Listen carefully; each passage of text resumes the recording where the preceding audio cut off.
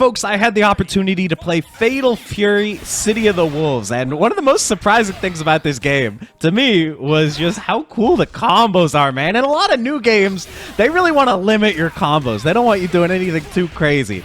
But in this game, you could go really nuts and do some really cool stuff. So I wanted to show you guys some of the coolest combos that I was shown for this game and some that I learned myself, as well as just give you my general thoughts and how I feel about it and kind of the direction of SNK fighting games overall. So yeah, like look at the damage, man. It's crazy. But let's talk about Preacha first. So Preacha was probably the character that I liked the most out of all the ones I played, but she was also one of the more complicated.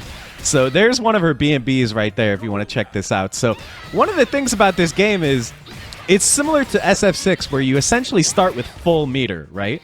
By doing special moves, you increase your gauge down here, and then when that fills all the way up, you go into burnout, essentially. In this game, it's called overheat, but yeah, you can see when this is totally full up, you cannot use your EX moves anymore, but before it's full, you can do some crazy stuff, like canceling EXs into EXs. Oh, here's a nice target combo I saw with Preacha. Light kick, heavy kick, super. It's not special cancelable, but it is super cancelable. Here's another important mechanic in this game, which is braking. So you can essentially put the brakes on a special move and end it early. So this can turn like a Dragon Punch type move. You can end it early, but you'll still get like the launching aspect of it. So you can see there's a lot of combos, like one right here, boom, that uses that braking to basically turn a Dragon Punch into a launcher. So that was a pretty cool combo with Preacha. Here was Vox Reaper. So Vox Reaper was pretty interesting. He kind of reminded me of like Cody from Street Fighter 4 maybe, where he's pretty slow, he's pretty immobile, but he is very advantageous on block. It feels like it's kind of hard to get out of his pressure once it starts. You can see this move. Oh my god, by the way, the combos, man. The combos are just ridiculous. But this move here, his close heavy kick is like Omega Plus, so that move's super hard to challenge. And as you can see, he can utilize braking as well on his uppercut. And here you can see, yeah, the plus frames on hit, allowing him to cancel or to link after the heavy kick. There was a pretty ridiculous combo with no super, and yeah, there's braking on his uppercut right there.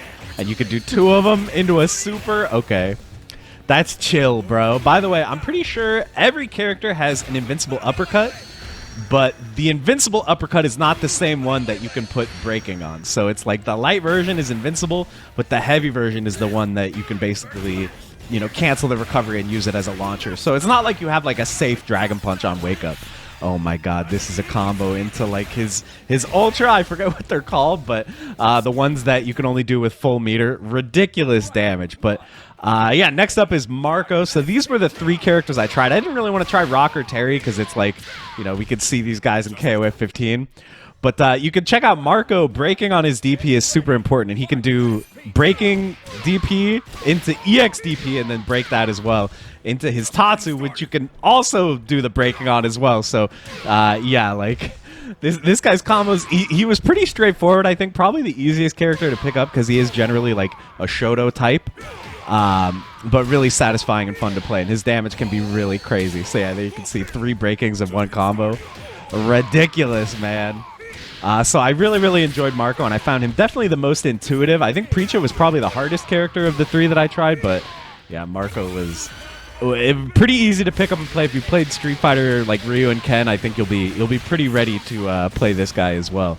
So yeah, I would say I was definitely surprised by the game. I mean, I knew that it would probably have a somewhat old school feel because it is the follow-up to quite an old game at this point. The last Fatal Fury game was, I don't know, 20-something years ago. So yeah, you know, this is a classic franchise, but I think they've done a pretty good job of melding sort of the old school, like, over-the-topness with, you know, feeling like a modern game. If you go back and you try to play Garo Mark of the Wolves, it's pretty hard to play now if you're used to like modern input buffers and special move inputs and stuff. Like, it's a pretty unforgiving game to pick up and play, but this doesn't feel like that at all. This feels like a modern game, so I think it's pretty easy to get, you know, to pick up and get started with. The mechanics, I think, are quite fun. The universal mechanics, they feel very strong. Instant block was probably my favorite mechanic. Oh yeah, just defend. is what it's called in this game, where you can block at the last second and you will get improved frame data. I think you can make stuff that normally isn't punishable. I don't know all the details on how the mechanic works, but I think that's right. And it lets you air block. So normally you can't air block, but you can with just defense. So you can do really fun stuff, like you get a knockdown and then you jump in at them as they're getting up. And they're like, all right, time to wake up DP, but you instant block the DP at the last second. By the way, look at this combo. Can we just watch this again? Hold on. So he's in SPG mode. Just like in the old one, you pick where this is on your life gauge, so you can be stronger at the start of the round, the middle of the round, or when you're on your last leg. But yeah, you can cash this in for a big damage super, which is what he's doing here. Oh my god. The damage, bro. So yeah, my preacher was getting wrecked. But yeah, anyway, what was I saying? Yeah, Just Defend is very, very fun. And also just the thing with like being able to burn all your bar at the start of the round is very fun. And I know we have gotten that experience with SF6 now, but other than that, like not many games feel like that. Like Alpha 3 is like the only other one I could think of where, you know, round start, you just can do all the EXs that you want. You can't do supers, but yeah, you can do all the EXs. And the fact that all your EXs chain together lets you do some really easy and fun combos. They do have like a drive impact style mechanic, like an armored move that if it hits, you get a combo off it, which I found kind of interesting. I guess that might be, you know, their attempt at making a like a fun button, like a Dragon Ball Fighters Super Dash style button where you just press it and it's your combo starter, but it's not frame 1 armored like Drive Impact, so you can be hit out of startup. So it feels a lot less spammable than Drive Impact, but yeah, it was not a move that I experimented with a lot, but it seemed pretty strong, but maybe not as strong as Drive Impact. Another thing that stood out to me really strongly playing the game is just the visuals, right? So I'm pretty impressed by the visuals, and I think, honestly, videos of it don't really do it justice. It does look a lot better in person, which I think is true for a lot of recent fighting games. Like, I think SF6 looks a lot better in person than it does in videos as well.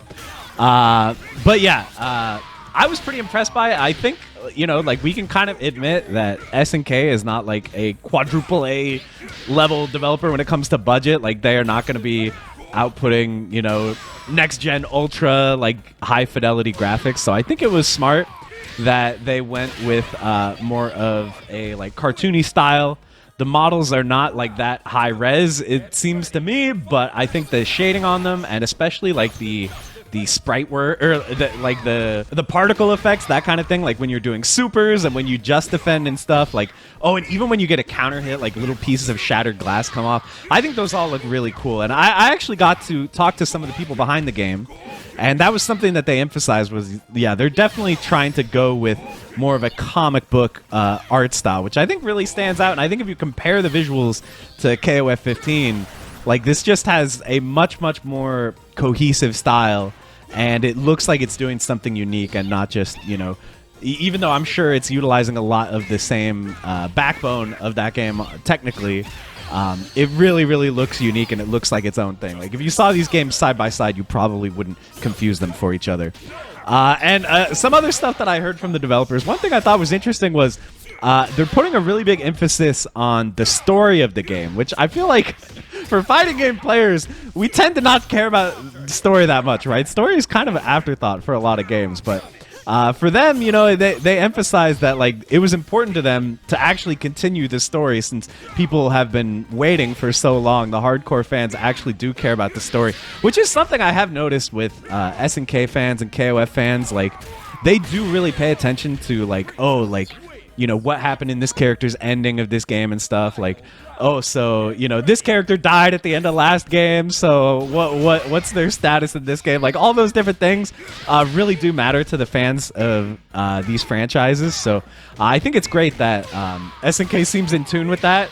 And I was surprised to hear that that's something they're focusing on, but I think it's really cool. I didn't get any details about, like, you know, is there going to be story mode and what's that going to be like, but they did want to emphasize that they're working on the story and taking it actually kind of seriously. So yeah, I guess my closing thoughts on City of the Wolves, you know, I went into demoing this game just thinking, okay, like I liked KOF 15. This is probably going to play a lot like KOF 15, so I'll probably like this. But I was actually pretty shocked. Like, yeah, in some ways it does play like KOF 15. You know, it has the same feel to a degree. But it also feels like its own thing. And like, it's, to me, it was just like immediately more like free and open-ended to kind of just go nuts with the combo system. That was the big thing that stood out to me, was like, man, you can really go crazy when you get hits in this game, and like you can freestyle and improvise, and the stuff that you think should work just kind of works. So I really enjoyed that. I like that SNK is repping the older school games, the older school feel.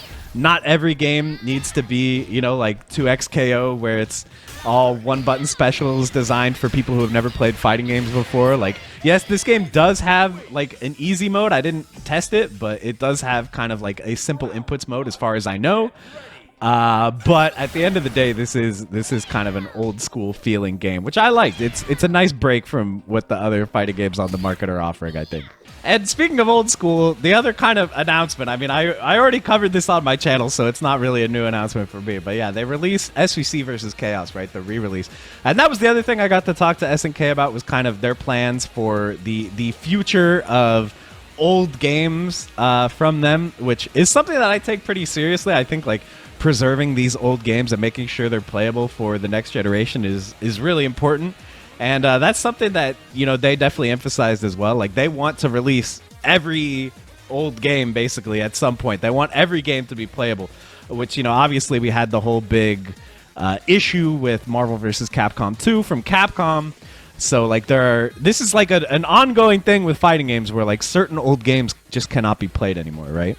So I think it's great that that's something they're caring about. They weren't ready to share any details about, you know, future re-releases, but I have a feeling, like, if you just think of, like, what's an SNK game that we haven't gotten to play, at least with, like, the new modes and the rollback and stuff, I think they're probably going to be working on it, which is cool. You know, SVC Chaos is like an interesting little one. It's not the most you know, competitively focused game. It's a little bit broken, but it is still fun to play, and I think just the fact that we're able to, you know, go back and revisit these old games is really huge. As you guys know, I do all the old game tournaments on my channel. So yeah, it's something that clearly matters to me. So yeah, I thought that was great that they emphasized that as well. So yeah, that's about all I have from SNK, from City of the Wolves. I don't think we have a firm release date yet. I think it's just next year, but I'm really excited to play more of the game, guys. So I hope you enjoyed learning a little bit more about it, and thank you so much for watching, and I'll see you guys in the next one. Bye, everybody.